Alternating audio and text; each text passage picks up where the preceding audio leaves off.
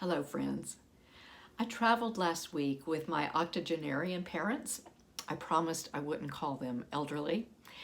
To Wisconsin to visit my sister and her family. And we had a wonderful time. And it made me realize that traveling with them was very similar to traveling with Harvey when he was living with Alzheimer's disease. It required patience, careful planning, and a slower pace, right?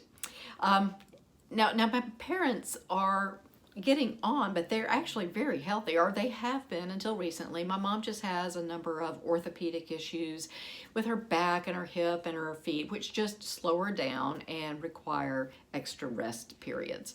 So she decided to take her walker with her, just mainly to get around airports and wherever we were visiting with my sister. Well, it turned out to be quite an advantage because with the airline, this put her in the category of priority boarding, and that way she and my dad could board the plane early, store their carry-ons without feeling rushed by the horde of people behind them. Our plane went from Birmingham to Milwaukee via Tampa, both ways, and so I was a little worried about how we would make the connection and was ready to call for a wheelchair if we needed to, but the gate was right next door to the gate where we arrived, so that was easy. She did use the walker to exit the Milwaukee airport as we made our way to the rental car place. Ended up renting a car that was spacious for the three of us and all our luggage and her walker, and I just used GPS. I was the designated driver and used GPS to navigate these unfamiliar streets. We ended up meeting my sister for dinner that first night and then went on to our vacation cabin that I had found and booked. And once we made it there, we were exhausted and all went to bed. But the next morning we realized what a gem of a vacation cabin this was that I had found. I had researched it knowing their needs, and indeed it was all one level from the drive to the back door. And it was situated on the shore of a small lake. And that first morning we were there, we realized the sun rose right in front of us over the hills directly across the lake from where we were.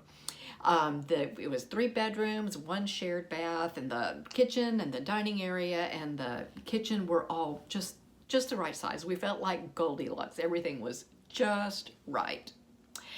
So the weeks consisted of meeting with my sister and her family for meals and outings, and it was just really a lovely time.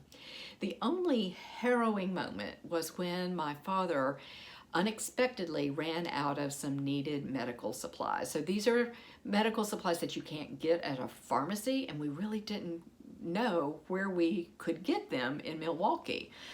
So I called a number of medical supply stores. No one could help me, but we kind of figured out a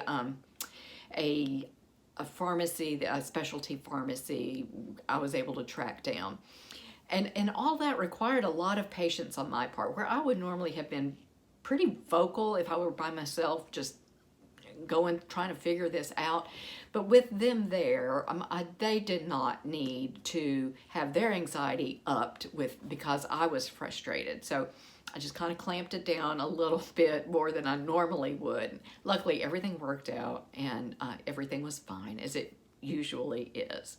But that was just another reminder of how similar that is to traveling with someone living with Alzheimer's disease, because you don't want your anxiety to spill over to your loved one.